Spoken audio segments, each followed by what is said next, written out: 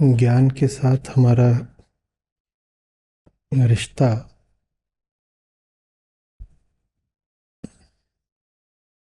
ज़रा सौतेला रहता है।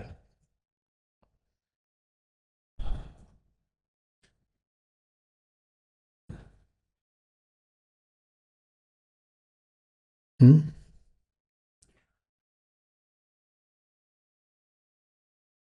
उसे अपनाने से डरते हैं। ज्ञान हो भी जाए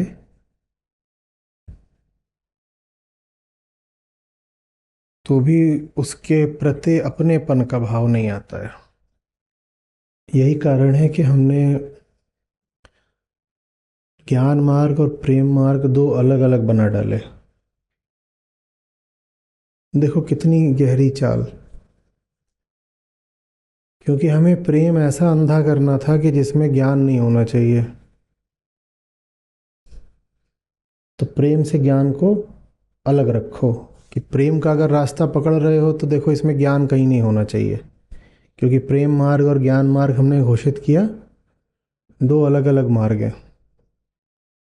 तो फिर जो प्रेमी है उसके पास ज्ञान की तो कोई ज़रूरत ही नहीं है, क्योंकि प्रेम मार्ग ज्ञान मार्ग से तो बिल्कुल अलग हो गया ना। एक रास्ते पर जो चल रहा है उसके पास दूसरे रास्ते की वस्तु क्यों हो। तो इस तरह से हमने जो हमारा अंधा प्रेम है उसको सुरक्षित कर लिया। कैसा प्रेम अंधा? भावनाओं वाला, रसायनों वाला, प्रतिक्रिया वाला, छवियों वाला, उम्र वाला, विचार और व्यक्ति वाला, देह वाला, स्वार्थ वाला सुरक्षित हो गया। क्योंकि प्रेमी को समझ तो होनी ही नहीं चाहिए, वो तो परिभाषा में ही वर्जित हो गया। प्रेम मार्ग ज्ञान मार्ग से अलग है। तो प्रेमी बिल्कुल अगर अज्ञानियों जैसी बात करे तो चलेगा, और जैसे ही आप उससे कहोगे कि तुम ही नासमझी की बात कर रहे हो, तुम अज्ञान की बात कर रहे हो, तो कहेगा वो तो है ही, क्योंकि मैं तो प्रेम मार्गी हूं और प्रेम मार्ग में ज्ञान तो होता ही नहीं, ज्ञान तो अलग है ना, ज्ञान तो अलग है। तो इस तरीके से जो बेहुदा प्रेम होता है हमने उसको सुरक्षित कर डाला। देखो आप अपने चारों ओर हरकतें होती देखते हो और आप सोचते हो कि वजह क्या है, ऐसा क्यों है। प्रेम के नाम पर कुछ होता है, कुछ होता है। अभी मीडिया वाले आए थे, वो पूछ रहे थे कि पति पत्नी का तो प्रेम का और पवित्र रिश्ता होता है। अभी वो नवविवाहिता पत्नी ने पैसे देकर पति को मरवा डाला है शायद। बाकी आगे पुलिस जांच करेगी, खुलासा होगा, पता नहीं। पर बोले ऐसा हुआ है, तो ऐसा कैसे हो गया? तो उनको मैंने ये बोला नहीं, क्योंकि वो ले जाएंगे, वो अभी बहुत जनसाधारण तक बात करेंगे, उनको समझ में नहीं आता गहरी बात होती तो। पर जो वो पूछ रहे थे उसका वास्तविक उत्तर यही है, क्योंकि साहब हमारा तो प्रेम ज्ञान से अलग होता है ना। तो वो प्रेमी थे, और प्रेमी को तो परिभाषा से ही नासमझ होना ही पड़ेगा। प्रेमी को तो परिभाषा से ही, भाई आपने कह दिया यहां से एक रास्ता दाएं जाता है एक बाएं जाता है, तो जो दाईं तरफ जा रहा है परिभाषा ने ही तय कर दिया कि वो बाईं तरफ नहीं जा रहा है। माने जो प्रेम की तरफ जा रहा है परिभाषा ने ही तय कर दिया कि उसमें ज्ञान नहीं होगा बिल्कुल। बात आ रही ना समझ में? तो इसलिए हमें प्रेम का इतना बेहुदा विकृत स्वरूप समाज में देखने को मिलता है कि मैं पागल हो गया, मैं ऐसा हो गया। और कोई समझदारी की बात करे तो उसको कहते हो रूखा आदमी है, इसमें प्रेम नहीं है। ये काम जो विकृत धारणाएं हैं हमारी, जो लोक धर्म है उसने करा है, जिसने ये ऐसे ऐसे बना दिया है, ये रास्ता, एक रास्ता अलग, 50 रास्ते अलग। हर रास्ते से दूसरे रास्ते को बिल्कुल काट दिया है, विलग कर दिया है। वैसे ही कर्मयोगी निकल आते हैं, वो अंधाधुंध कुछ भी करे जा रहे हैं। उनसे पूछो तू थम, ठहर, थोड़ा बता तू कर क्या रहा है, तो बोलेंगे पर हम तो कर्मयोगी हैं ना, हमें तो करना है। क्या करना है ये नहीं पता, पर करना है तो हम कर्मयोगी हैं। तो आपने कर्मयोग को भी ज्ञान योग से बिल्कुल काट करके कर्मयोग को अंधा बना डाला। बात आ रही है समझ में? वैसे ही आपने ज्ञान को किससे काट दिया? प्रेम से, तो इसीलिए ज्ञान हमारे लिए सौतेला हो गया।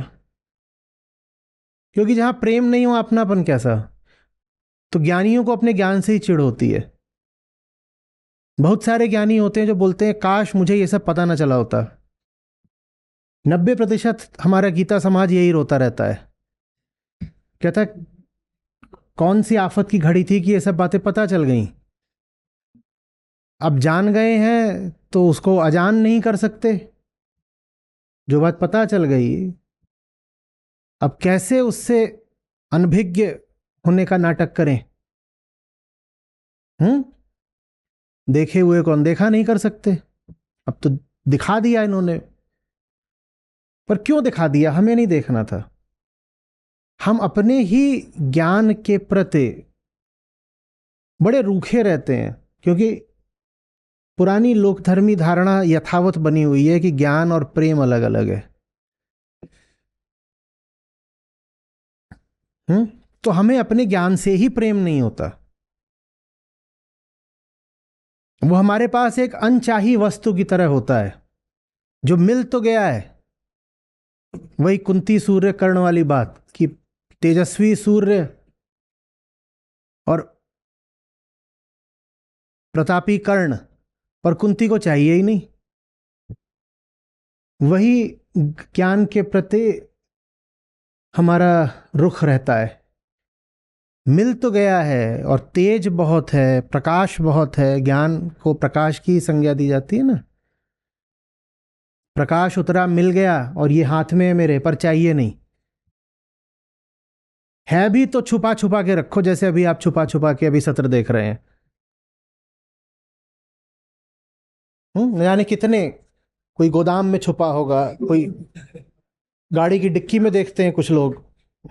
अरे कुछ हो आ ना जाए, गर्मी बहुत है, लोग खोजेंगे मिल नहीं रहे हैं, कहाँ चले गए, पता भी नहीं चला किसी को। बस एक मोबाइल फोन मिलेगा बगल में, पता नहीं क्या कर रहे थे मोबाइल फोन से। समझ रहे? ज्ञान और प्रेम जब अलग हैं तो ज्ञान पराई बात हो जाती है। हमें फिर ज्ञान होता भी है तो उसे हम जिंदगी में उतरने नहीं देते, हम उसे अपनी रगों में बहने नहीं देते, दिल में धड़कने नहीं देते। ज्ञान है तो है। हम्म वही जो हम सबके साथ है यहाँ पर। पता तो सबको चली गई ये बात, पर जीनी नहीं है। ज्ञान के प्रति कोई संकल्प नहीं है। ज्ञान के प्रति कोई संकल्प नहीं है।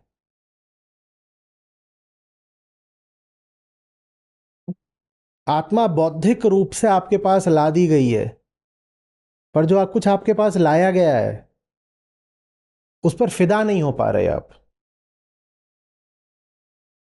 क्योंकि अंधे प्रेम में फिदा होना प्राकृतिक होता है, लेकिन वास्तविक प्रेम में फिदा होना एक सचेत चुनाव होता है। वो तो आप तय करोगे तो ही होगा, नहीं करोगे तो नहीं होगा। जो अंधा प्रेम होता है, उम्र की फिसलन वाला, उसमें आपको हामी नहीं भरनी पड़ती। उसमें तो बिना आपकी हामी के ही सब हो जाता है। गाने फिर बनते हैं ना कि होठों पे इनकार है पर आंखों में इकरार है। वो सही है गाना,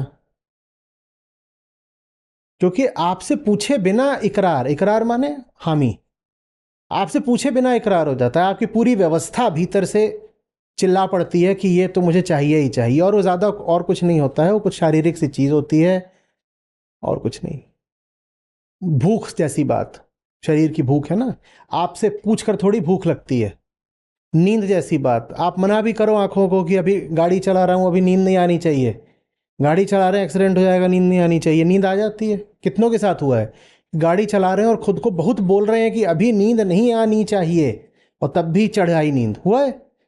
तो ज़्यादातर जो हमें प्रेम होता है वो ऐसी ही नींद जैसा होता है। ऐसी के लिए गाना बनाए कि होठों पे इनकार था पर आंखों में, ये बात नींद के लिए ज़्यादा सही है ना।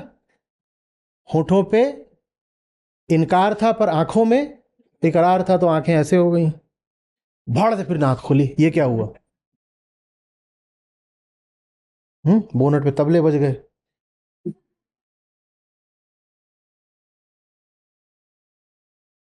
असली प्रेम अपने आप नहीं होता, असली प्रेम तो संकल्प की बात होती है। असली प्रेम संकल्प की बात होती है। वो ऐसे नहीं कहोगे आप कि वो तो अभी मैं प्रतीक्षा कर रहा हूं कि कब भीतर से हाँ निकलेगी। भीतर से कुछ नहीं निकलता, गैस निकलती है बहुत सारी। अपने आप वही चीज है जो भीतर बनती है और निकलती है। वो आपसे पूछ के होता है क्या? बल्कि तो उसको रोकने के लिए बड़ी मेहनत करनी पड़ती है। इधर से उधर से रोक रहे हैं, कुछ कर रहे हैं कि रुके, कम से कम आवाज ही रुके। फिर भी जैसे इश्क में कहते हैं ना कि तुम लाख छुपाओ प्यार मगर दुनिया को पता चल जाता है। वो बात गैस पर लागू होती है। तुमने आवाज छुपा ली, पर लोग खिड़कियां खोल रहे हैं, पंखा चला रहे हैं। ये सब प्राकृतिक प्रेम के लक्षण है। आंखें तुमसे पूछकर नहीं चल रही, सो गई, एक्सीडेंट करा दिया। गैस तुमसे पूछकर नहीं निकल रही। वैसे ही हमारा प्रेम है। समझ में आ रही बात? हाँ, नींद और पाद की तरह, पता भी नहीं चला, हो गया। और इतनी जोर से हुआ कि हम लाख छुपाएं प्यार मगर दुनिया को पता चल जाता है। तो ऐसा पता चला कि रिकॉर्ड और हो जाए माइक में। आता रही समझ में? जब सचेत हाँ बोलते हो ज्ञान को, तो फिर वो विज्ञान कहलाता है। ये अध्यात्म की परिभाषा है। संसार की परिभाषा बिल्कुल उल्टी है। हाँ, विज्ञान कोई दूसरी चीज है। आज श्री कृष्ण ज्ञान विज्ञान युक्त आत्मा की बात कर रहे हैं। ज्ञान और विज्ञान में अंतर समझना जरूरी है। ज्ञान जिसको प्यार मिल गया वो विज्ञान कहलाता है। ज्ञान जिसको आपका प्यार मिल गया वो विज्ञान कहलाता है। साइंस नहीं है वो, बहुत ऐसे ही चलती फिरती व्यवहारिक सांसारिक परिभाषा है कि विज्ञान माने साइंस नहीं। वेदांत में विज्ञान का बड़ा एक बिंदुवत अर्थ होता है, खास विशेष। ऐसे ही कोई भी शब्द इस्तेमाल नहीं हो जाता। तो विज्ञान माने ये नहीं है कि बाहरी जो कुछ है उस जगत का ज्ञान, उसको विज्ञान बोलते हैं, नहीं। ज्ञान जिसको आपने हाँ बोल दी, ज्ञान जिसे आपका नमन मिल गया, ज्ञान जिसके आगे आप झुक गए, वो विज्ञान हो जाता है। ज्ञान जिसे आपने कहा कि सिर्फ खोपड़े में नहीं रहेगा, दिल में रहेगा और वहां से पूरे शरीर में बहेगा खून बनकर, वो विज्ञान कहलाता है। और अगर विज्ञान नहीं है तो हमने कहा ज्ञान से हमारा सौतेला, पराया, रूखा रिश्ता होता है। ज्ञानी सब होते हैं। और ये कोई अतिशयोक्ति नहीं है, ऐसा सचमुच है। मैं बहुत बार कह चुका हूं, ज्ञान कोई बड़ी कठिन महंगी चीज नहीं है। एक साधारण बौद्धिक स्तर वाले व्यक्ति को 6 महीने में वेदांत के जितने मूल सिद्धांत हैं वो कुछ गहराई तक समझाए जा सकते हैं। इतनी कोई कठिन बात नहीं है।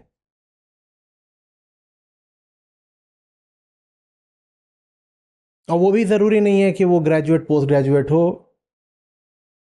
मेरा अनुमान ये है कि अगर 11वीं 12वीं का है लड़का, उससे कम, उसे नीचे में थोड़ा मुश्किल पड़ेगा कि 8वीं 9वीं कह दूं, पर 11वीं 12वीं का कोई छात्र छात्रा है और औसत या औसत से ऊपर बौद्धिक स्तर का है, तो वेदांत के मूल सिद्धांत तो आप उनको समझा ही लोगे। दिक्कत आती है जीने में। दिक्कत आती है ज्ञान के विरुद्ध जो भीतरी तर्क उठते हैं उनको निरंतर काटने में।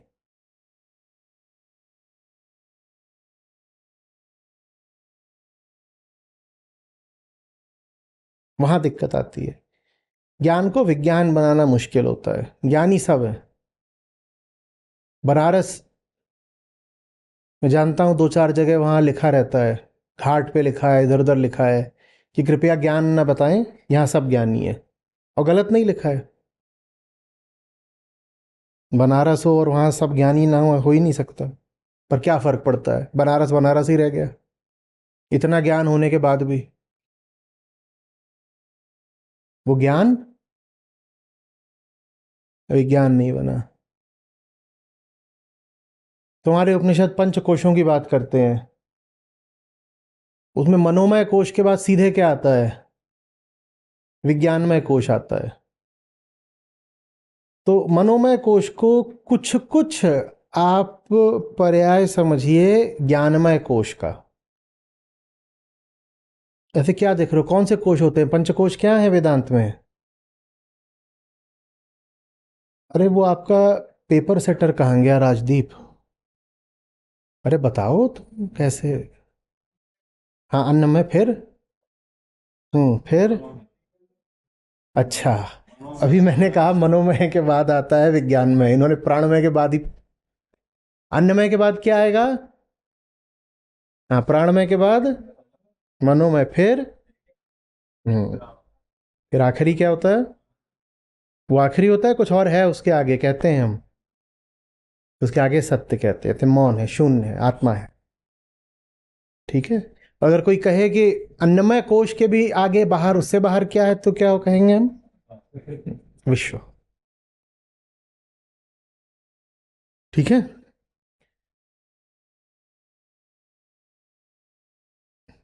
तो वहां भी विज्ञानमय कोश से ठीक पहले मनोमय कोश को स्थापित रखा गया है।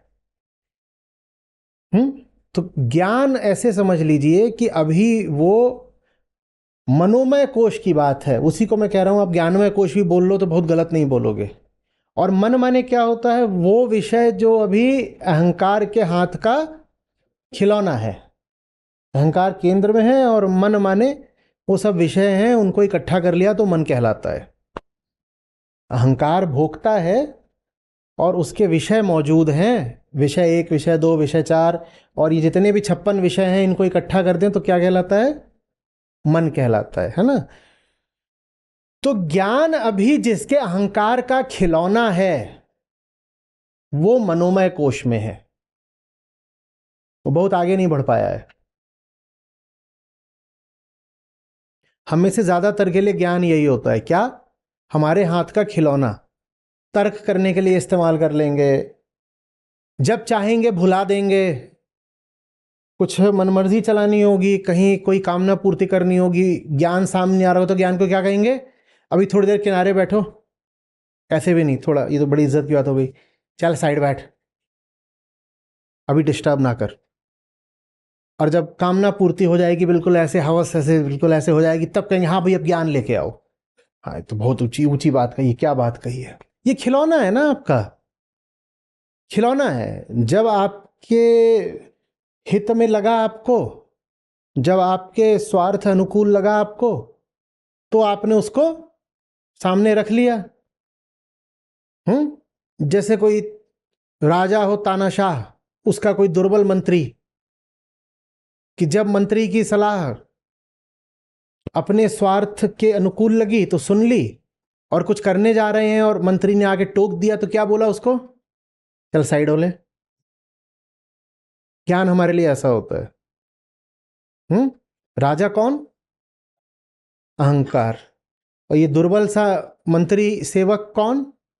ज्ञान। विज्ञान में क्या हो जाता है? विज्ञान में आप सर झुका देते हो, नमन। जब ज्ञान को अहम नमन कर ले तो स्थिति विज्ञान की हो जाती है। फिर आदमी कह दे ज्ञान जो कह रहा है उसको जीना पड़ेगा, उसको जीना पड़ेगा। तो इसको एक मैंने आपको समझाया पंचकोश के तरीके से। अब इसको जो सीढ़ी बताई जाती है, जो श्रवण से शुरू होकर समाधि तक जाती है, उसके माध्यम से समझाइए। सबसे पहले सीढ़ी कौन बताएगा? श्रवण के तल अलग अलग। हाँ भाई बताओ राजदीप। हाँ, फिर? फिर? फिर? हाँ, इसमें ज्ञान फिर कहाँ तक आएगा? मनोमय कोश तक मैंने क्या कहा था, क्या होता है? ज्ञान। तो इसमें ज्ञान कहाँ तक आया? तो जिन्होंने श्रवण करके यहां से यहां निकाल दिया उनको तो ज्ञान भी नहीं मिला। जिन्होंने श्रवण किया और जो यहां से सामग्री आई उसको मन में रख दिया, ये अब कहलाए जा सकते हैं ज्ञानी। इन्होंने ज्ञान को मन की सामग्री बना दिया। तो सुन के बस जिन्होंने मन तक रख दिया वो तो हो गए ज्ञानी। और फिर जिन्होंने निधिध्यासन शुरू कर दिया वो हो गए विज्ञानी। निधिध्यासन माने यही जीना, झुकना, प्यार करना।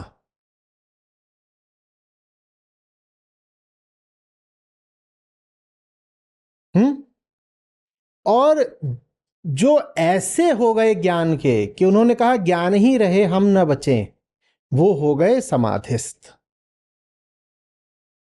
कि मैं नहीं हूं, अब बोध मात्र है, बोधो अहम, वो समाधि की स्थिति हो गई। समझ में आ रही है बात? तो जिसको आप ज्ञान मार्ग बोलते हो वो वास्तव में ज्ञान मार्ग नहीं है, क्योंकि ज्ञान मार्गी होना तो बहुत आसान है। हमने कहा 1-6 महीने के किसी कार्यक्रम में चले जाइए, अच्छे बच्चे की तरह सुन समझ लीजिए, रट्टा मार लीजिए, आप भी ज्ञानी हो जाएंगे। वो बड़ी बात। वो वास्तव में विज्ञान मार्ग है। जो उपनिषदों का मार्ग है वो विज्ञान मार्ग है, क्योंकि उसमें ज्ञान और प्रेम दोनों समाहित है। और बिना प्रेम के ज्ञान काम नहीं आएगा, वो आपका खिलौना भर रह जाएगा।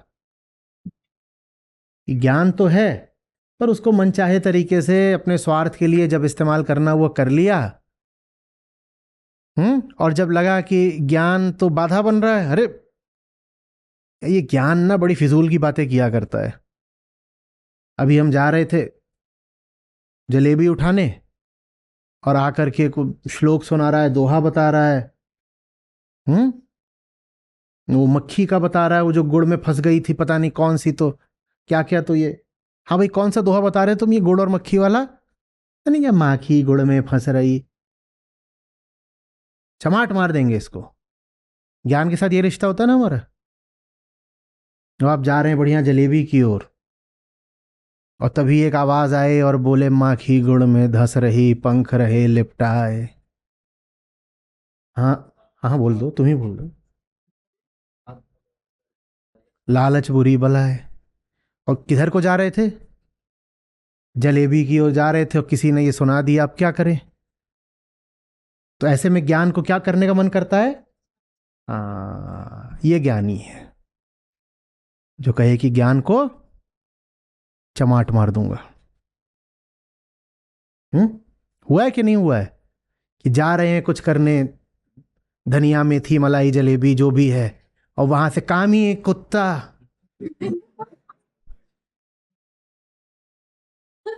कैसा लगेगा बताओ? बज उठा अचानक। उसमें टाइमर लगा हुआ था, यानी सेंसर लगा था। किसी भी तरह के सेंसर बनाए जा सकते हैं। हाँ, कामी नर कुत्ता सदा 6 दिन 12 मास, तुम कहोगे तो फोड़ ही दूंगा। ये ज्ञानी है, ये विज्ञानी नहीं है। विज्ञानी कौन है? कि कुछ था पर अब याद दिला दिया गया है, तो अब कम से कम धृष्टता नहीं करेंगे। वृत्तियां, शरीर, मन, संसार, बहक रहे थे हम किसी और को, पर आवाज पड़ गई अब कान में, तो अब तो अनसुना नहीं कर सकते। ये विज्ञानी है, ये झुक गया है। अभी भी ये आनंदमय कोश से जरा सा पीछे है। बताओ क्यों? क्योंकि इसे अभी ज्ञान की जरूरत है। जो आनंदमय कोश में हो गया उसे अब ज्ञान की भी जरूरत नहीं है, वो ज्ञान पी गया, वो ज्ञान हो गया।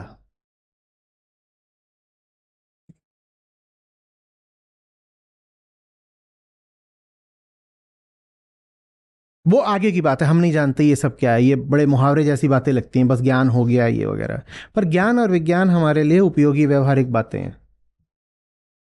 विज्ञानी बनिए। विज्ञानी माने, हाँ, नहीं याद था तो नहीं याद था, पर अगर याद आ गया तो सर झुकेगा। सचमुच धोखा हो गया था, भूल हो रही थी, बहक गए थे तो बहक गए थे, पर अगर अब कुछ आई गया है आंखों के सामने या पड़ गया कान में, तो अब आंखों देखी मक्खी तो नहीं निकलेंगे। ये विज्ञानी है। ज्ञानी कौन है? उसको ये पीना है, हाँ बढ़िया शरबत है जो भी है, और उसमें उसको मक्खी दिख गई है, तो क्या करेगा? वो ऐसे ऐसे देखेगा जैसे कि नहीं देखा ही नहीं है, उधर धीरे से ऐसे उंगली डालेगा। ये ज्ञानी है। मूड कौन है? वो कहेगा अरे नई तरीके की शक्कर आई है मार्केट में, मिलाओ रे मिलाओ, घोल दो, और सचमुच घोल के पी जाएगा। ये मूड है, ये मूड है। ज्ञानी, वो जानता है ये मक्खी है, उसको पता है नहीं पीनी चाहिए, पर वो क्या करेगा? वो पाखंड करेगा, वो कहेगा नहीं मैंने देखी नहीं। अब वो कहेगा छन्नी लाना, चलो छान देते हैं। ये सब विज्ञानी, उसको पता नहीं था, उधर देख रहा था, पिए जा रहा था, ये सचमुच भूल हो गई उससे, पर अगर नजर पड़ गई, अगर दिख गया तो अब नहीं पिएगा, हटाओ। ये विज्ञानी है। स्पष्ट हो रही है बात? तो ये बड़ी छलांग चाहिए होती है ज्ञान के स्तर से विज्ञान के स्तर तक जाने के लिए। मूढ़ता से ज्ञान पर आना उतना मुश्किल नहीं है, ज्ञान से विज्ञान पर जाना, वहां आपकी चेतना चाहिए, संकल्प चाहिए, वहां नमन, न्यौछावर, ये चाहिए। सचमुच वहां झुकना पड़ता है।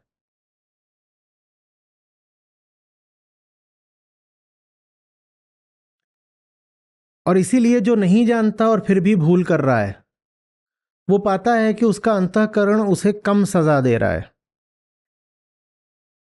पर जो जानता है और जानते बूझते गड़बड़ करता है, उसका अंतःकरण, उसका भीतरी जीवन उसे ज्यादा सजा देता है।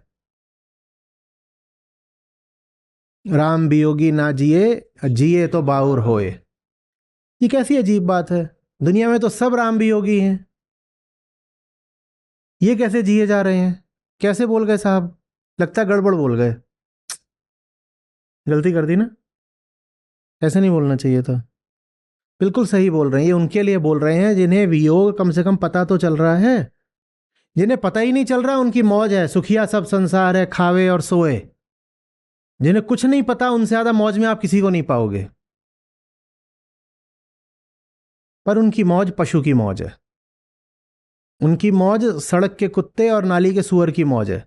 वो कभी दिखे दुखी कि सूअर अभी निकला कीचड़ से और ऐसे बैठ गया है और पूछ रहा को हम, यह जगत क्या है, इसका जीव से संबंध क्या है, मैं हूं क्यों, मेरे जन्म का उद्देश्य क्या है?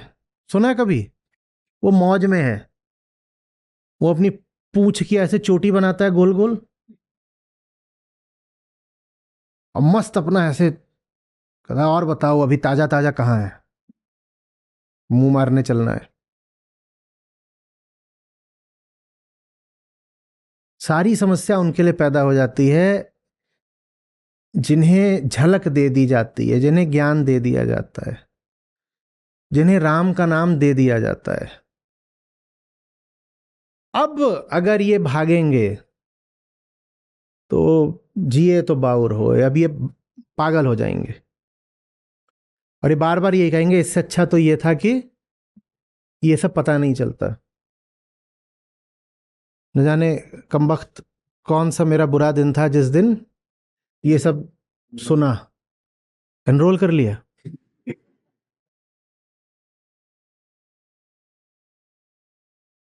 तो ऐसे ही है, तुम्हें तो फंसा दिया, कुछ नहीं कर सकते। समझ में आ रही है बात? ये बड़ी छलांग है ज्ञान से विज्ञान के बीच की, और ये आपको लेनी पड़ेगी। और चूंकि ये बड़ी छलांग है तो इसीलिए जो यहाँ से चलेगा पर यहाँ पहुंचेगा नहीं, गिरेगा तो चोट बहुत खाएगा। जो ज्ञानी हो गया है उसे विज्ञानी होना पड़ेगा, नहीं तो हमने कहा उसका भीतरी जीवन उसे माफ नहीं करेगा। माने सीधी बात, जो जान गए हो उसको जीना पड़ेगा। ये मत सोचना कि जानने के बाद अब जियोगे नहीं तो जिंदगी सामान्य चल पाएगी, नहीं चलेगी।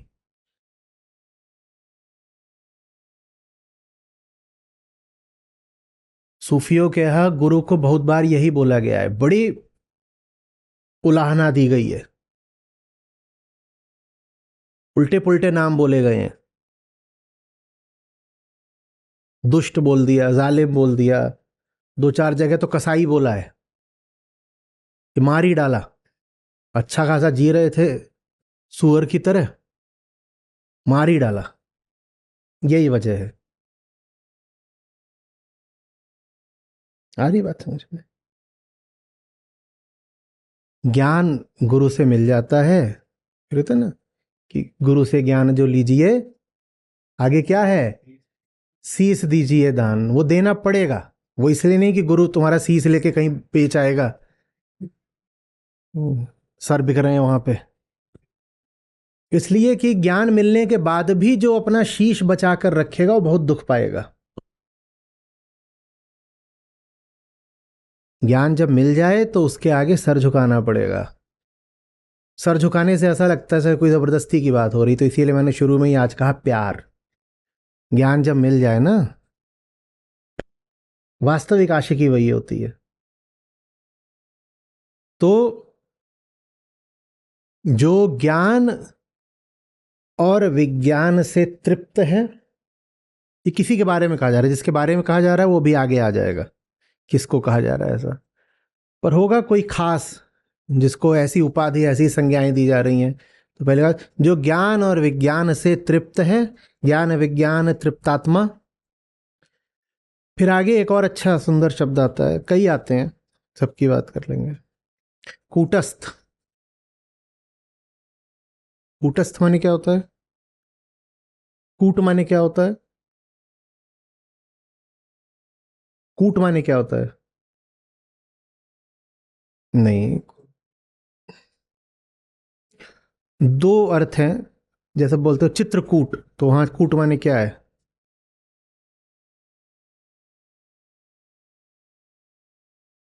अच्छा, सिलबट्टा किस किसने देखा है पुराना? उसका कूट से कुछ रिश्ता है, कौन बताएगा? अरे कूटना माने कूट नहीं नहीं, तोड़ फोड़ नहीं, वो कूटने से उसका वो रिश्ता नहीं है। लोहार जहां लोहा पीटता है वो जगह देखिए किसी ने, जो एनविल होता है, हिंदी में क्या बोलते हैं उसको? भक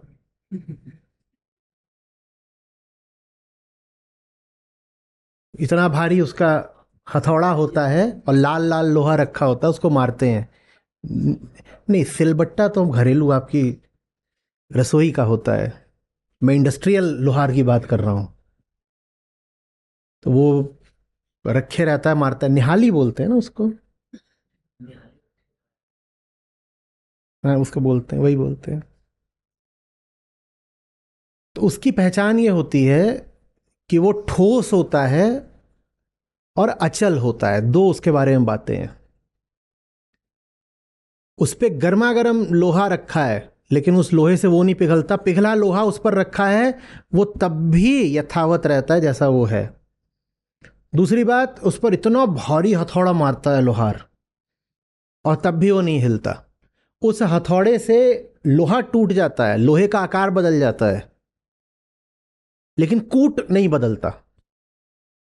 आधार, जिस आधार पर वो लोहा रखा था उस पर ऐसे हथौड़ा मारा जा रहा है, पर वो आधार थोड़ी बदल जाता है, टूटता है क्या? ठीक वैसे जैसे सिलबट्टे पर आप पीसते हो, हम्म, तो क्या होता है, चटनी बन जाती है, लेकिन जो आपका सिल है वो तो नहीं बदलता ना। हाँ, तो समझने के लिए समझ लीजिए कि सिल जो है उसी को कूट बोलते हैं, उसी को कूट बोलते हैं। और कूट का दूसरा अर्थ होता है शिखर। तो बहुत सारे जो पर्वत होते हैं या पर्वतीय शहर होते हैं, उनमें आपको कूट मिलेगा, कूट।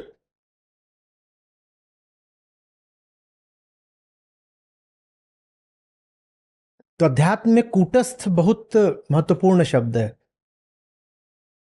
आत्मा के लिए जो बहुत निकट के संबोधन है उसमें से एक है कूटस्थ।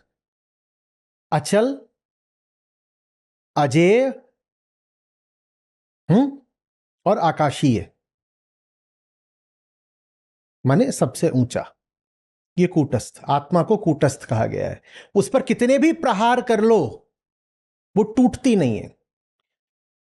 जैसे कि कूट पर कितने भी हथौड़े मारता है लोहार, वो टूटता नहीं। लोहा टूट जाता है, कूट नहीं टूटता। तो आप आत्मस्थ हैं कि नहीं, इसकी पहचान ये होती है कि समय, समाज, संयोग आप पर कितने भी हथौड़े मार रहे हो, आपका तो कुछ नहीं टूट गया। जिसका कुछ न टूटे समय के प्रहारों से, वो कूटस्थ कहा जा सकता है, सिर्फ वही। तो मुहावरे मात्र नहीं है। आपकी जिंदगी में आत्मा के प्रति प्रेम कितना है वो बहुत खुले लक्षणों से प्रदर्शित हो जाता है। दुनिया आपको हथौड़े से पीट रही है या बट्टे से ऐसे ऐसे घिसा जा रहा है धनिया को,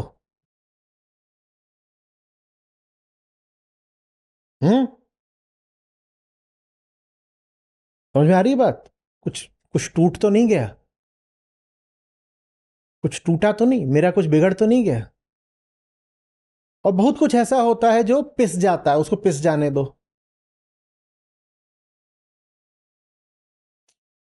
मेरे पास जो कुछ था वो पिस सकता है। पिस सकता है माने बदल सकता है, खराब हो सकता है, छिन सकता है, नष्ट भ्रष्ट हो सकता है, वो हो सकता है। जैसे जो कुछ पीसा जा रहा होता है सिलबट्टे पर, वो खराब हो सकता है, लेकिन मैं कूटस्थ हूं, मेरा कुछ नहीं बिगड़ा। इस पूरी प्रक्रिया के बाद भी मुझे वैसा का वैसा ही पाओगे। जिसके पास कुछ ऐसा है जो समय के प्रहारों से अचल रह जाता है, अखंड रह जाता है, वो आत्मस्थ है, माने कूटस्थ है।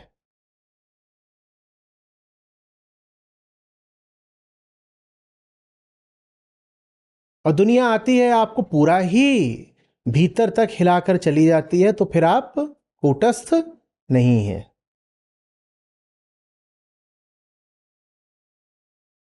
कुछ करी थी आपने कामना, आदमी कामना कर लेता है, और जैसे हमें हमारी कामनाएं कोई निस्वार्थ भी नहीं होती, ऐसे घोर निष्कामी हम है नहीं।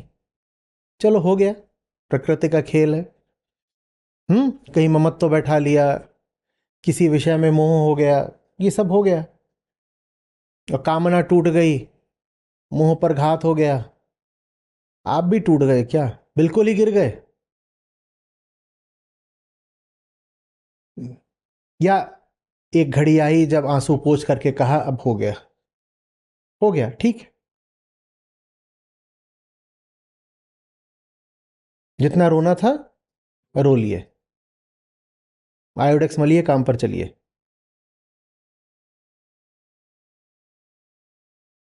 समझ में आ रही है बात? ये नहीं कि जिंदगी में जो सबसे ऊंचा था उसको ही छोड़ बैठे, समय ने आघात करा और सारी वरीयताएं बदल गई। नहीं, ये नहीं।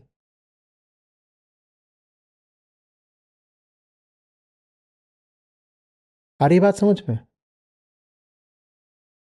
मैं बोलता रहूं या पहले फैसला करो, 2 मिनट की 1 मिनट? जैसे अब ये ब्रेक हुआ और यहाँ से 5-7 भाग जाएं, बाहर खरगोशों के साथ खेलने लग गए। 2-4 धीरे धीरे रेंगते हुए निकल रहे हैं कि यही मौका मिला है।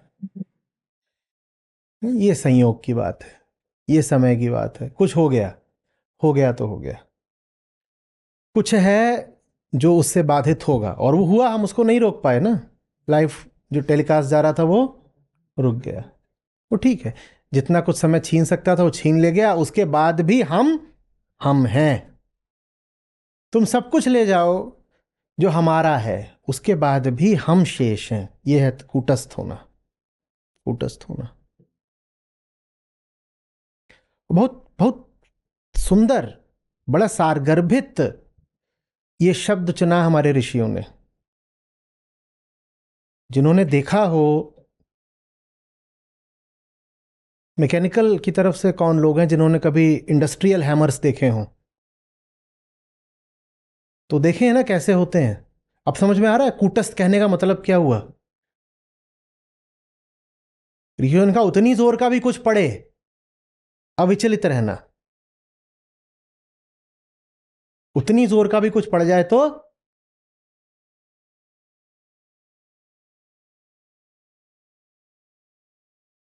पड़ा बहुत जोर से, लेकिन झेल गए, खेल गए। यह है कूटस्थ होना। बल्कि जो दूसरा अर्थ है कि जो शिखर पर स्थापित है, जो सर्वोच्च है, वो कोई बहुत अद्वितीय नहीं है, क्योंकि उसके लिए वेदांत में और भी बहुत शब्द हैं। ये तो जगह जगह से बोला जाता है ना कि सत्य सर्वोत्तम है और सर्वोच्च है और आकाशीय है और प्रथम है। तो वो सब तो फिर भी और जगह भी मिल जाता है, पर ये बात, कूट की बात, ये यदा कदा ही मिलती है। हम्म इतना चौड़ा हथौड़ा आकर के पड़ा है, बिलबिला गए। एक बार को लगा कुछ भी नहीं बचेगा। समय ने, स्थितियों ने इतनी जोर का मारा है कि शायद कुछ भी नहीं बचेगा, लेकिन फिर दोबारा खड़े हो गए। मैं छोटा था तो वो फिल्म आई थी जिसमें उसको मारते हैं, टर्मिनेटर ही थी ना, तो पूरा टूट जाता है, फिर वो मरकरी की तरह दोबारा उठ के दोबारा खड़ा हो जाता है। मुझे वैसा, वहां तो फिर भी टूट जाता है। कूटस्थ मतलब हम टूटते नहीं। इसका मतलब ये नहीं कुछ भी नहीं टूटता। जो कुछ हमारे साथ था, हमारे पास था, टूट सकता था, वो तो निसंदेह टूट गया। कैसे कहते नहीं टूटा, पर कुछ ऐसा है जो टूटता नहीं।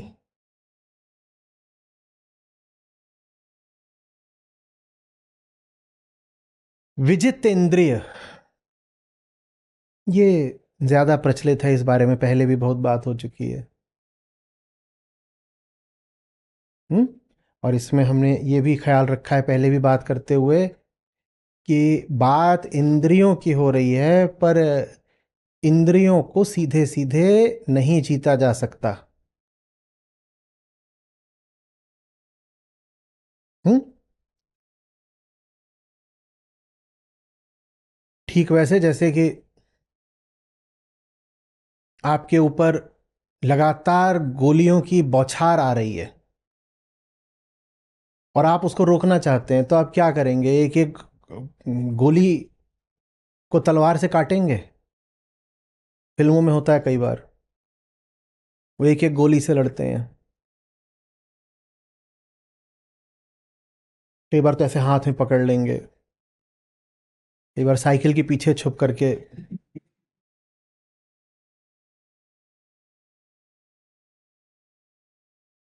सूप होता है ना, कौन सा, चावल फटकारने वाला, तो उससे एक बार देखा था वो गोलियां रोक रहा था,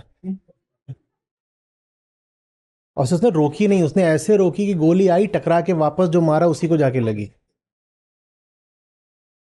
ये करें, एक एक गोली से लड़ें, या कि तरीका क्या होता है? जो गोली चला रहा है ना, उसको शांत कर दिया जाता है। तो इसी तरीके से इंद्रियां सब गोलियां हैं।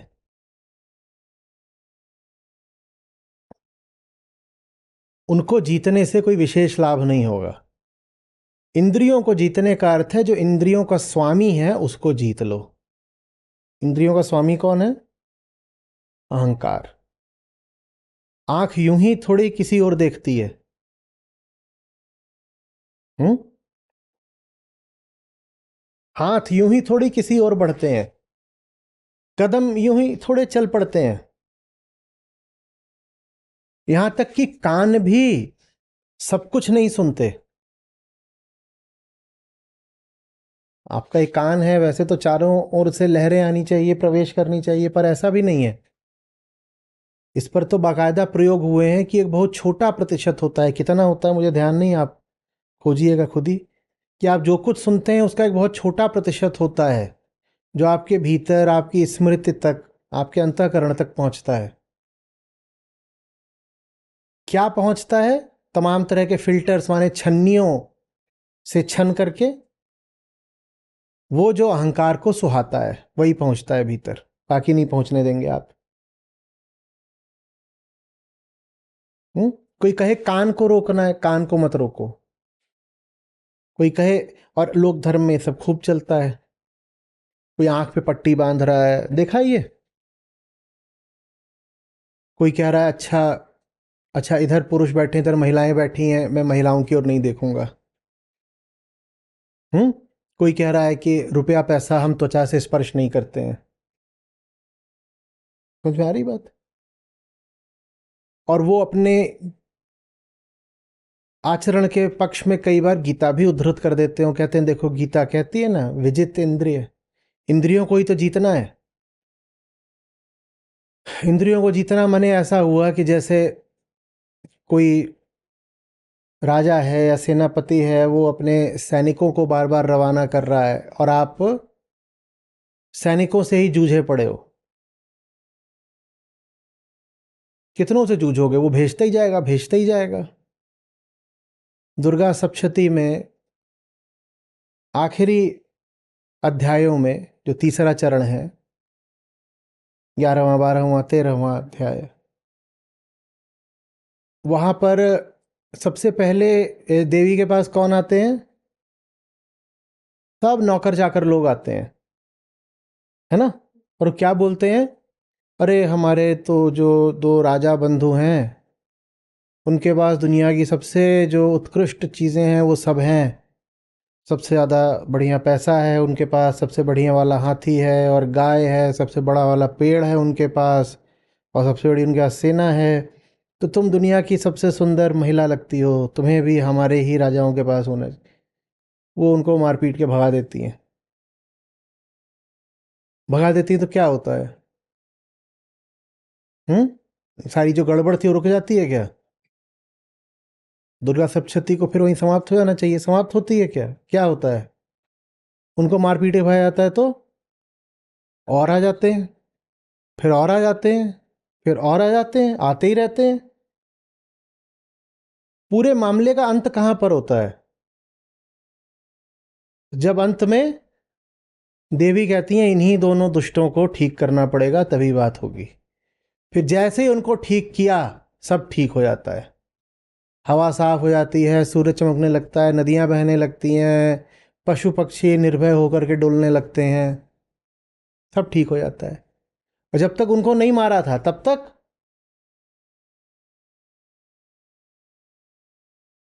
आ रही बात। ऐसे ही रक्त बीज का उदाहरण ले लो। तो देवी अपने न जाने कितने रूप कर लेती हैं, है ना? शतरूपा हो जाती हैं, और वो जितनी देवियां हैं वो सब ये रक्त बीज को अनंत बार मार रही हैं। और वो जितनी बार मार रही हैं तो क्या होता है? और खड़ा हो जाता है। रक्त बीज को इंद्रियों की तरह मानो, जितना रोकोगे उतना वो और बढ़ेगा। तो अंत में देवी दूसरी देवियों से कहती हैं कि अरे तुम लोग रुको, इस दुष्ट का इलाज दूसरा है। क्या इलाज है? बोले इसको मूल से खत्म करना पड़ेगा। इसको मूल से नहीं खत्म करोगे तो इसको एक बार, दो बार, 100 बार मारोगे, ये बार बार वापस आएगा और ये और ज्यादा बली होकर के लौटेगा। इंद्रियों का भी यही है। ये जितने घूमते हैं ना, इंद्रिय निषेध, इंद्रिय निग्रह, इंद्रिय दमन करने वाले, इनका यही होता है। समझ में आ रही है बात? बात के मूल तक पहुंचो, नहीं तो ये पट्टीबाजी, ये ईयरबड्स बाजी, और क्या कौन सी बाजियां होती हैं राजदीप, नाड़ाबाजी, इससे कुछ होगा नहीं। ये रक्त बीज है, तुम जितना बांधोगे बात बनेगी नहीं। यहां तक कि जो लोग अपने शरीर को मजबूत रखना चाहते हैं या फिट, तो अब तो आप जाइए तो कहा जाता है कि अब दशकों के इतने प्रयोगों के बाद ये समझ में आ रहा है कि आपका शरीर जैसा दिखता है वो आप नहीं बदल पाओगे अगर आपने अपना जीवन नहीं बदला।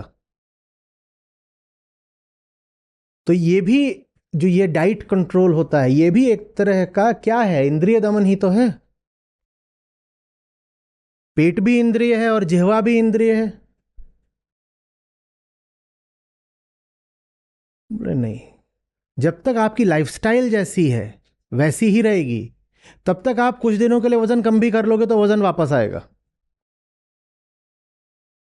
आपका जो वजन है या जैसा आपका शरीर दिखता है वो आपके जीवन जीने की शैली का परिणाम है, और आप अपनी जीवन शैली नहीं बदलोगे तो जैसा आपका शरीर दिखता है वो ऐसे ही दिखेगा।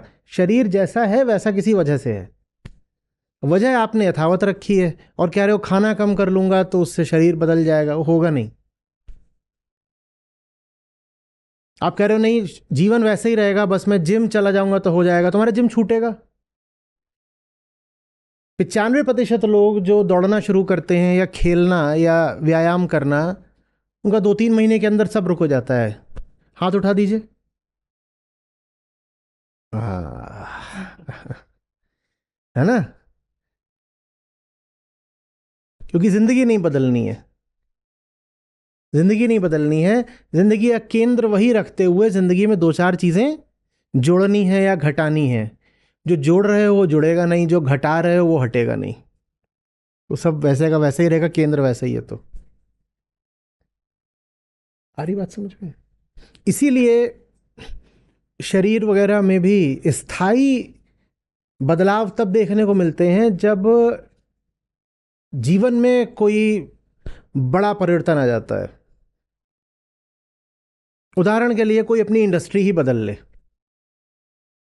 उदाहरण के लिए कोई घर में रहता था वो हॉस्टल में रहने चला जाए, उसका शरीर बदल जाता है। कितनों ने देखा है कि हॉस्टल भाई या बहन कोई गया, वहां से लौट के आया तो पतला हो गया था एकदम।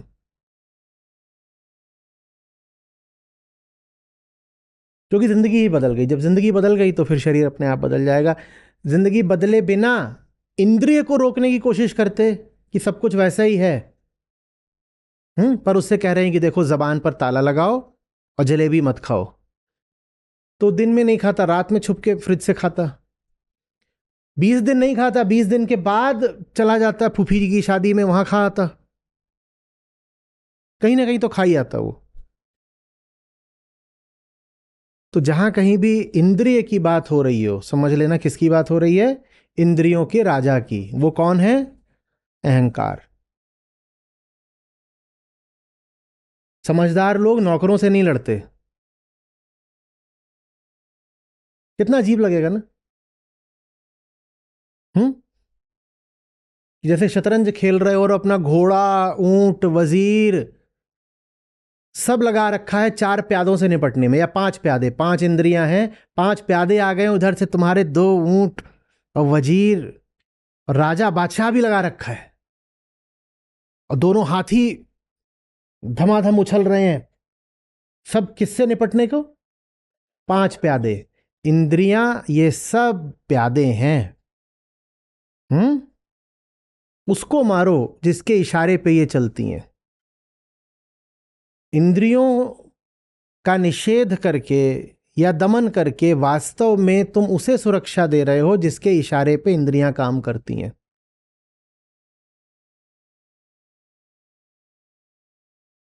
आ रही बात समझ में? जिंदगी ऐसी क्यों है कि बहुत समय है कि खा लें खा लें खा लें? क्यों ऐसी जिंदगी है? बोलो ना। भीतर जानवर ऐसा क्यों है कि कोई भी व्यक्ति दिखता है तो उसके साथ बस काम वासना उठती है? बोलो। किसी को अपनी राह जाना है, आपको किसी जगह पहुंचना है, हाँ, और आप में बहुत आतुरता है अपनी मंजिल पर पहुंचने की। जहां आपको पहुंचना है वो जगह बहुत प्यारी है आपके लिए, आवश्यक बहुत है, और आधी रात हो रही है और आपको समझ नहीं आ रहा पहुंचे कैसे। पहुंचना वहां बहुत जरूरी है समय पर। और तभी आपको कोई व्यक्ति दिखता है, रास्ता बताने वाला कोई नहीं है, जीपीएस यूपीएस कुछ नहीं है, खत्म। तभी आपको कोई व्यक्ति दिखता है जो शरीर से बहुत आकर्षक है। आपके लिए व्यक्ति क्या रहेगा?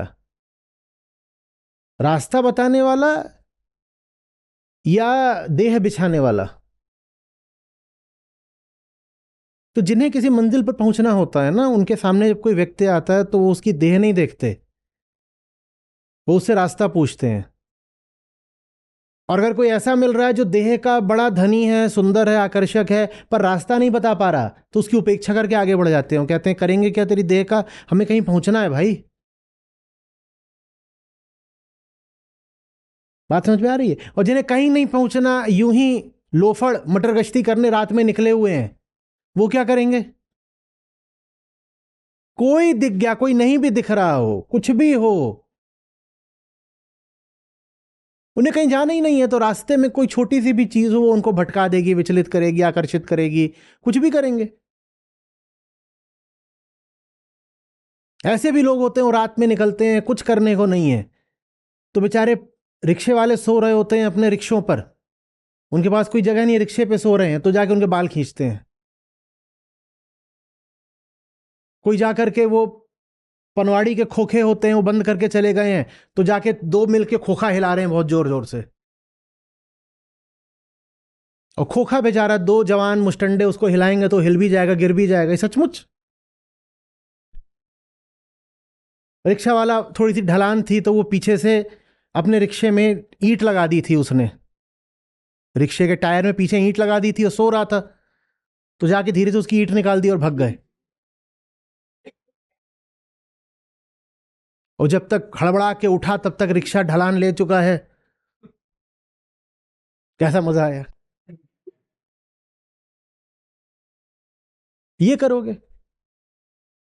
और यही जिसकी जिंदगी सोद्देश्य है, वो ये सब देखेगा, उसे दिखाई भी देगा क्या? कि उससे पूछे रास्ते में कितने रिक्शे थे, उस पे कितने सो रहे थे लोग, वो कहेगा ना मैंने देखा ना मैंने गिना। अब बोलो क्या करें? इंद्रियों को प्रशिक्षित करें या जीवन को उद्देश्य दें? पर लोक धर्म में ये इंद्रिय वाला काम बहुत चलता है। फलाने दिन हम फलानी खाद्य वस्तु को स्पर्श नहीं करते हैं, बहुत चलता है। अरे क्यों नहीं करते हो, कर लो। लोक धर्मी नहाते भी बहुत ज्यादा है, फलानी चीज छू ली नहा लो, कुछ भी नहीं छुआ तो भी नहा लो। अब एक तो इन विचारों के साथ समस्या यह है कि इन्हें साइंस इतनी नहीं पता, स्थूल जिंदगी जीते हैं ना, कि इन्हें दिखाई दे कि हम सब एक ही हम्माम में हैं।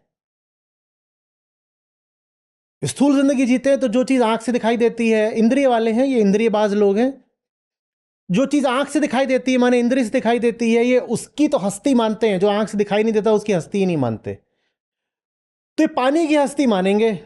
आप सब एक ही हम्माम में हो, अरे एक ही स्विमिंग पूल, तरणताल, तो उसमें आप कहोगे क्या कि इसमें सामने वाले को स्पर्श नहीं करता?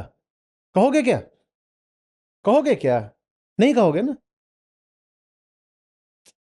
कहोगे क्या? आप जिस पूल में हो उसी पूल में सामने कोई है, तो ये बात आपको बेतुकी लगेगी कि मैं सामने वाले को छुआ नहीं। क्या नहीं छुआ?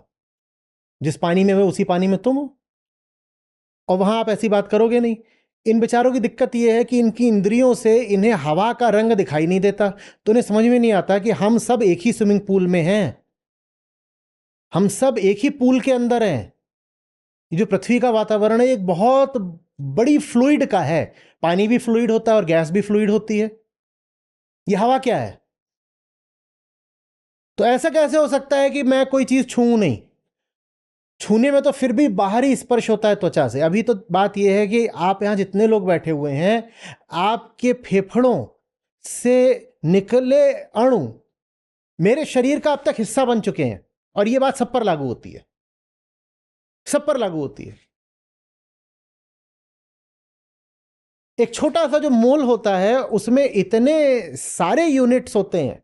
एवोगैड्रोस नंबर में 10⁻23 आता है कि दुनिया में कहीं भी कोई जीव हो, उसने कभी भी सांस ली हो, उसकी सांस का कुछ हिस्सा आपका शरीर बना हुआ है। तो कोई किसी से पराया कैसे हो सकता है? ये नहाने धोने और शारीरिक शुचिता की बात कितनी मूर्खता की है, कितनी मूर्खता की है। आपके शरीर का रेशा रेशा हवा में डिफ्यूज हो रहा है, सब कुछ, और वो दूसरे के शरीर में प्रवेश कर रहा है। तो इंद्रियों से कैसे रोक लोगे? इंद्रियों को साफ रखने का मतलब क्या हुआ? बन रहे हैं बन के कि हम बहुत उच्च वर्ण के हैं, हम फलाने लोगों को स्पर्श नहीं करते। अभी भी भारत में अस्पृश्यता चल जाती है, चोरी छुपे चल जाती है।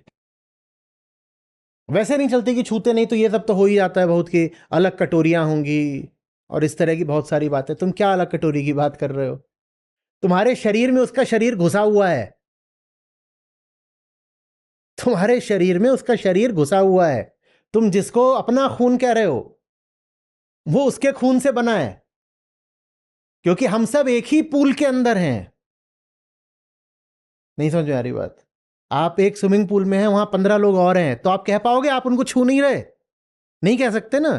तो वैसे ही ये पृथ्वी एक जायंट स्विमिंग पूल है, यहां हर आदमी दूसरे को छू रहा है, और बाहर से नहीं, भीतर से छू रहा है, भीतर से छू रहा है। वो तो ये जो जो हमारी सूंघने की क्षमता है, घ्राणेंद्रिय बोलते हैं इसको, ये इतनी सजीव, इतनी सजग, इतनी संवेदनशील नहीं होती कि हमें ज्यादा कुछ पता चले। नहीं तो कुत्ते जैसी होती तो आप पागल हो जाते, क्योंकि हर आदमी की गंध आपके भीतर प्रवेश कर रही है। हर आदमी के हर तरीके के अणु परमाणु हर दूसरे आदमी के अंदर जा रहे हैं। अब सोचो हमारे शरीर में क्या क्या है, और क्या क्या उसमें से लगातार उत्सर्जित हो रहा है। लगातार जो निकल रहा है सब दूसरों के अंदर जा रहा है, सब दूसरों के अंदर जा रहा है।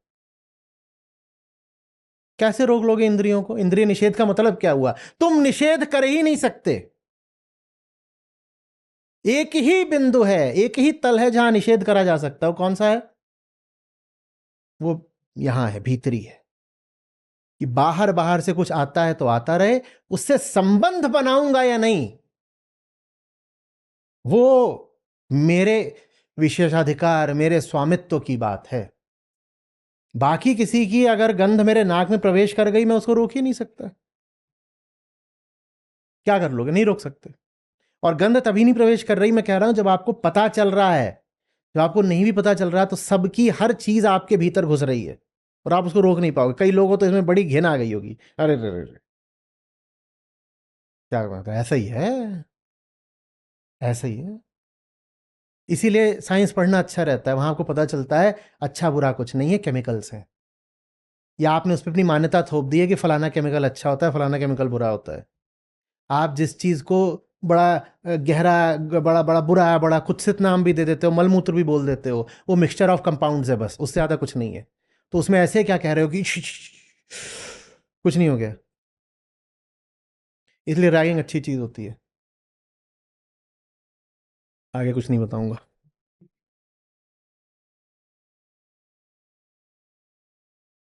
समझ में आ रही है बात? ये आपके शरीर में ही क्या घुस जाएगा, इस पर आपका कोई हक नहीं है। जो लोग बड़े सफाई पसंद बनते हैं ना, टच मी नॉट, पागल है। Everything is touching you all the time, not just touching you, penetrating you. अरे बात। और ये नहीं कि सिर्फ जड़ अणु आपके भीतर प्रवेश कर रहे हैं, जीवित विषाणु भी प्रवेश कर रहे हैं। सिर्फ मटेरियल इनएनिमेट स्टफ नहीं घुस रहा है आपके भीतर, लगातार जीवित माल भी भीतर घुस रहा है भाई। रोक लोगे? लगाओ, कौन सी इंद्रिय लगाओगे रोकने के लिए? जाओ, कितनी बार नहाना है नहा के दिखाओ। रोक कैसे सकते हो? रोक के दिखाओ। मैं नहाने का विरोधी नहीं हूं। राघव मुस्कुरा रहा था इसलिए मुझे थोड़ा दिल तोड़ना पड़ा उसका। नहाया करो। पर मैं बताना चाहता हूं कि इंद्रिय निषेध की सीमाएं बहुत जबरदस्त होती हैं। निषेध एक ही जगह पर हो सकता है। कहां पर? कहां पर? हाँ ठीक है, तुम मेरे सामने आ सकते हो, पर तुमसे रिश्ता बनाना या नहीं मेरा चुनाव। तुम मेरे शरीर में भी प्रवेश कर सकते हो जबरदस्ती, लेकिन फिर भी तुमसे रिश्ता बनाना या नहीं वो मेरा चुनाव है। और यही अकेला उत्तर है जो काल को दिया जा सकता है। यही अकेला उत्तर है जिसमें मनुष्य मात्र की गरिमा है। तुम सब कुछ छीन ले जा सकते हो, तुम चढ़ सकते हो मेरे ऊपर, पर फिर भी तुमसे संबंध बनाना है या नहीं ये मैं तय करूंगा। मैं तय करूंगा। किसी ने गोली मारी, वो सीधे छाती में घुस गई आपकी, और कोई क्या आपके भीतर इससे ज्यादा क्या कोई प्रवेश करेगा? बोलो। करी तो गया पूरा पूरा। यहां बुलेट बैठी हुई है, घुस तो गया पूरा। दुनिया के पास इतना भी हक है, लेकिन उसके बाद भी आप अगर अपनी जगह पर काबिज रह गए तो आप कूटस्थ हो। तब आप कह सकते हो मैं इंद्रजीत हुआ। ये त्वचा भी क्या है? इंद्रिय है। देखो कैसे इस इंद्रिय को फाड़ करके गोली छाती में घुस गई। आप रोक पाए क्या?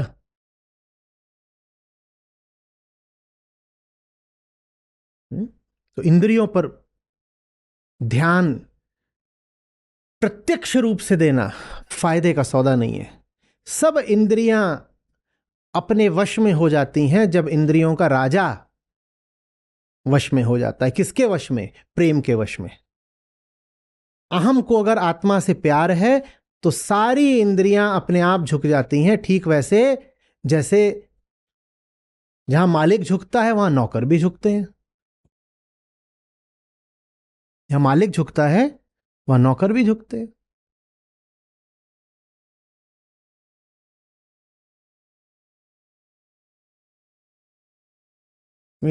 सेठ जी कुकुर लेके आ रहे होते हैं तो देखा है आसपास वाले सब कैसे, oh my God such a cute doggy. वो जो नौकर इतना चढ़ा, वो जो कुत्ता भी इतना चढ़ा बैठा है ना, वो किसके दम पर है? मालिक के दम पर है। इंद्रियों का भी ऐसा ही है। वो अपने मालिक के दम पर इतना इठलाती हैं। सोचते हो कि इंद्रियां उच्छृंखल हो रही हैं, उद्दंड हो रही हैं? नहीं, वो उद्दंडता अहंकार की है। वो कहते हैं ना चंचल तोरे नैना, अब फलानी बात। चंचल नैना वैना कुछ नहीं है। वैसे ही बोलते हैं मन चंचल होता है, मन भी चंचल नहीं है। चंचल अहंकार है। भीतर कोई बैठा है जो नैनों को बोलता है कि ऐसे इधर उधर। आंखें थोड़ी पगलाई हैं कि ऐसे ऐसे करेंगी। और जब ऐसे ऐसे करो तो कोई उधर से गरिया देता है या गरिया देती है तो आंख फोड़ दे। आंख फोड़ के क्या मिलेगा? आंख ने क्या बिगाड़ा है? आंख का इशारा तो किसी और के इशारे पे काम कर रहा है। समझ में आ रही है बात? किसी का हाथ आया ऐसे, कह तो हाथ तोड़ दे। आपका हाथ कोई अपने आप आया है? हाथ को क्या मिलेगा तुम्हें छू के? जिसका हाथ है, जिसका माने व्यक्ति नहीं अहंकार, उसको तोड़ो। ये असली बदलाव होता है।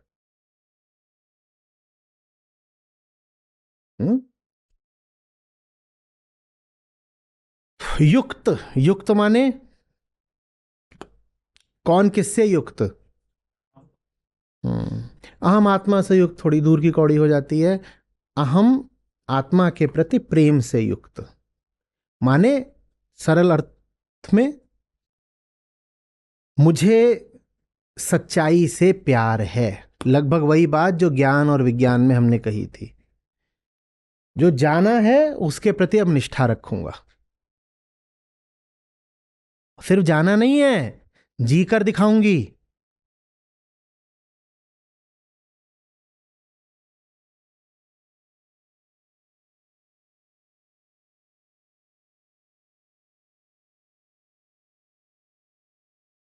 और उनको योगी कहा जाता है इत्युच्यते, जो कि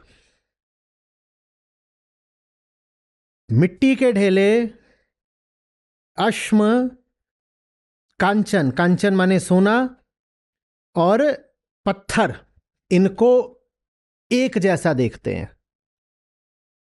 लगभग वही बात जो 5वें अध्याय के 18वें श्लोक में है कि विद्वान कुत्ते को, गाय को, ब्राह्मण को, चंडाल को एक सा देखता है। वही बात यहां दोहराई जा रही है कि मिट्टी हो कि पत्थर हो कि सोना हो, हमारे लिए एक बराबर है। किस अर्थ में एक बराबर है? कि सब बाहरी है। अर्थ कि दोनों में से, तीनों में से कोई भी मेरे जीवन को अर्थवत्ता नहीं दे पाएगा, क्योंकि हैं तो सब बाहरी ही। मेरा जीवन पहले से ही अर्थपूर्ण है। मुझे किसी बाहरी अर्थ की जरूरत नहीं है। मुझे कुछ हटाना है, कुछ बाहरी पाना नहीं है। क्या हटाना है? जो झूठा ज्ञान पकड़ लिया है वो हटाना है। जीवन में जितने प्रकार का झूठ है उसको हटाना ही जीवन का उद्देश्य है। जीवन कुछ पाने के लिए नहीं, हटाने के लिए मिला है।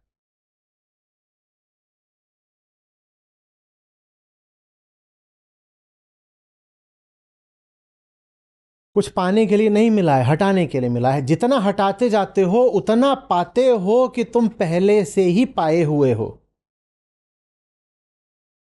तो ऐसे कह लो कि पाना होता है पर हटाने के माध्यम से। जो प्राप्ति की भाषा सुनना चाहते हैं उनके लिए खुशखबरी यह है कि हां, प्राप्ति होती है पर उसका जरिया क्या है? निवृत्ति। जितना निवृत्त होते जाओगे, माने भीतरी कचरे को जितना निपटाते जाओगे, पाओगे कि उतना पाते जाओगे।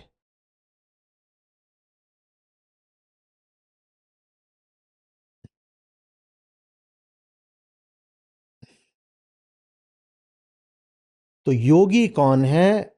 योगेश्वर आज परिभाषा दे रहे हैं। परिभाषा में क्या क्या तत्व मिले? पहला, जिनका ज्ञान विज्ञान बन चुका है, जो कूटस्थ हैं, जो इंद्रियों को जीत चुके हैं, जो युक्त हैं, और जो बाहरी दुनिया की विविधताओं के फेर में नहीं पड़ते। जो कार्बन, ग्रेफाइट और डायमंड को एक सा देख पाते हैं।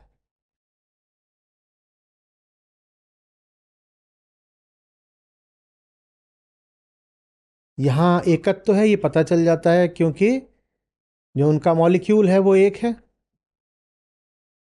पर बाकी चीजों को देखो तो वहां भले ही जो अणु है वो एक ना हो, लेकिन अणु से भी छोटे जो यूनिट्स होते हैं वो तो एक ही हैं। तो जो ये बात देख पाते हैं उनको योगी कहा गया है। तो आपको क्या करना है? इसी महीने में योग दिवस आएगा, और जितने घूम रहे होंगे योगी बन के, उनको सबको आपको पकड़ना है और उन पे कसौटियां लगानी है। 1 2 3 4, सबकी रिपोर्ट निकालनी है। ये 5 कसौटियां बताई थी श्री कृष्ण ने, और सबसे बड़े योगी तो वही हैं। तो उनकी कसौटी पे ही तो बाकियों को योगी प्रमाणित किया जाएगा। तो ये 5 कसौटियां योगेश्वर ने बताई थी।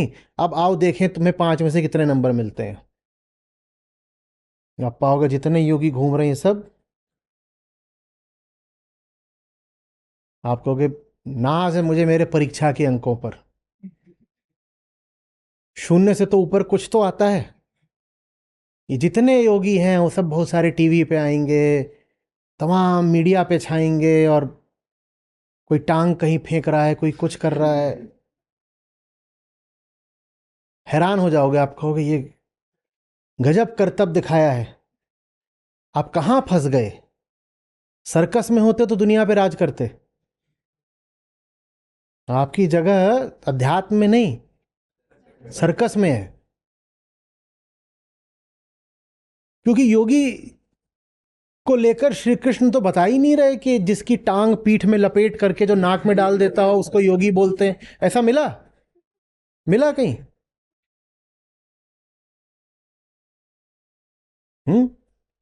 तो ये योगा मैट वाला योगी हमें कहीं मिलता ही नहीं भगवत गीता में। और श्री कृष्ण योग की न जाने कितनी बात करते हैं, उसमें कहीं नहीं मिलता कि हाथ अपना ऐसे पिछवाड़े के नीचे से निकाल करके यहां ले आए और फिर लड्डू खाएं तो आप योगी हो जाएंगे। ये वाला योग तो मिलता ही नहीं गीता में।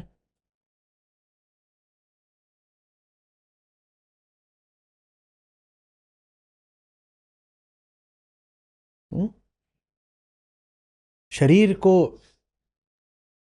साधना अधिक से अधिक एक बहुत साधारण तरीके की, प्राथमिक तल की, निचले तल की तैयारी होती है योग में प्रवेश करने की। वो योग नहीं होता।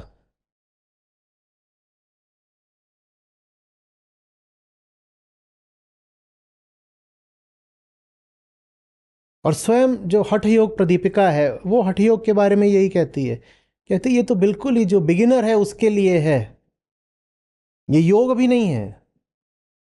ये उनके लिए है जो एक जगह पर घंटा भर बैठ भी नहीं सकते, उठ के भग जाएंगे।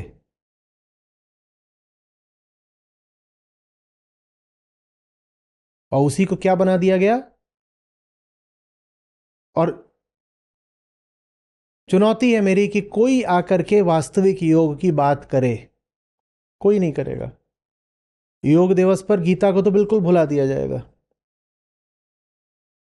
और दर्जनों यहां श्लोक हैं जहां पर योग की वास्तविक परिभाषा दी गई है, कोई हिम्मत नहीं करेगा उन श्लोकों को उद्धृत करने की।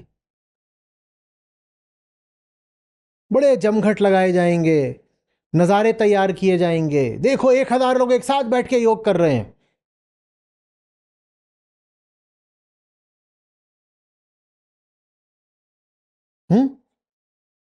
जो कभी कुछ नहीं करते वो भी बैठ बैठ करके देखेंगे, देखो वो वाली बड़ा अच्छा योग कराती है, कितनी फिट है। और जितनी आंटियां होंगी वो और जलेंगी भुनेंगी, चिल्लाएंगी, कहेंगी कभी तुम योग नहीं देखते थे, आज वो योग करा रही है। हैं? तो तुम भी योगी हो गए? हम भाड़ में जाए तुम्हारा योग। अब वो टीवी बंद करने को तैयार नहीं है। ये सब होता है कि नहीं? बहुत अच्छा योग कराती है, खासकर ऐसे जब टांग उठा के।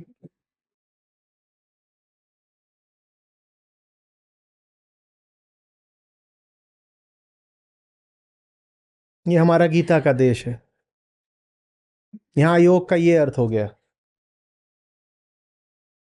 एक और चीज आप सुनेंगे, कहेंगे अब जब हम सवाल पूछेंगे कि योग माने तो होता है एकत्व, मिलन, तो किसका? तो ये जितने हैं टांग उठाने वाले सब बताएंगे it is the union of mind body and soul. ना इसमें कहीं अहम है ना आत्मा है। ये सुना है कि नहीं? और जहां कहीं आप ये पढ़ लो कि सुन लो माइंड बॉडी एंड सोल, वहां जान लेना कि भागो, यही वो नरक है जिसके बारे में उपनिषद चिताते हैं। भागो यहां से।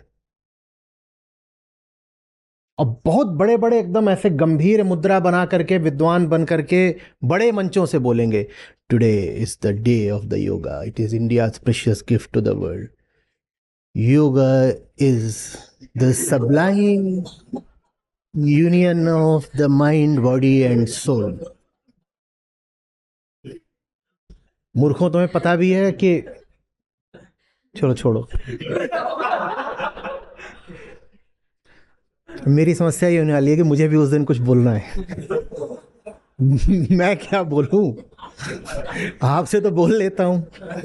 अब ये जितने टांग वाले हैं इनके रंग में भंग करूंगा। खैर छोड़ो।